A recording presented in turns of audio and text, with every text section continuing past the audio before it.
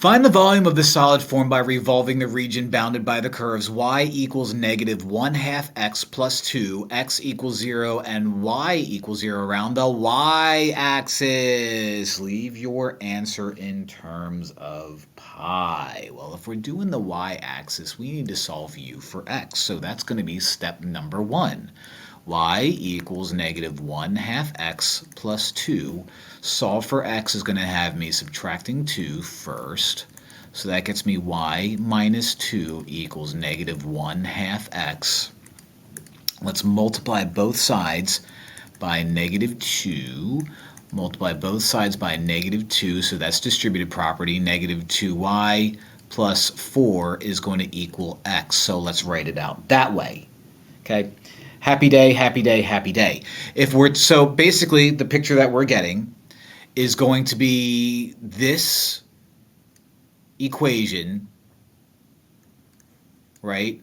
This equation spun around the y-axis. So we're looking at this like upside down cone looking thing that's going to be created when all is said and done. Okay, look at that picture. Perfect.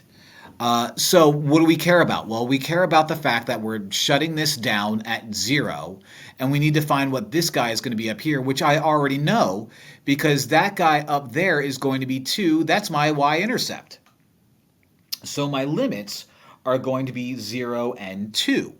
So usually I focus on my limits being on the x values, but in this case I'm focusing on my limits being the y values because I'm spinning this around the y-axis. So my limits are going to be 0 and 2. Now this is using what's called the disk method.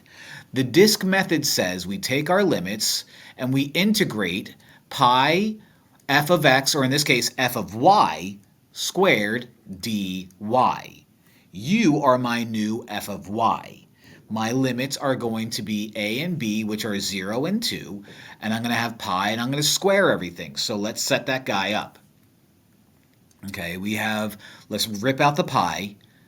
My limits are 0 and 2. I'm going to have negative 2y plus 4 squared dy. Let's pull out that pi. I already did. Pull out that pi. Before I integrate, let's FOIL that out. Okay, that's a perfect square trinomial. So you become 4y squared minus 16y plus 16 dy. Now let's actually integrate that. Okay, 4y squared becomes 4/3 y cubed. Negative 16y becomes divided by 2, 8y squared, and u becomes 16y with my limits living at 2 and 0, not in that order. Let's plug in 2.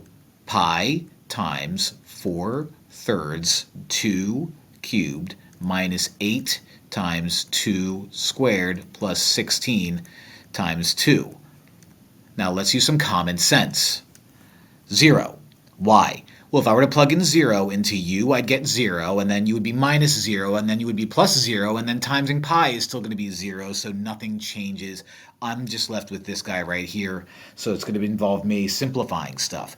2 cubed is 8, so I have pi times 4/3 times 8 minus 8 times 2 squared, which is 4, plus 6 times 2, or 16 rather, times 2 is still 16 times 2. I don't know why I just didn't say 32, but I said no.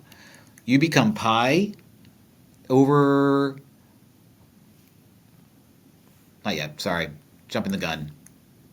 You become pi,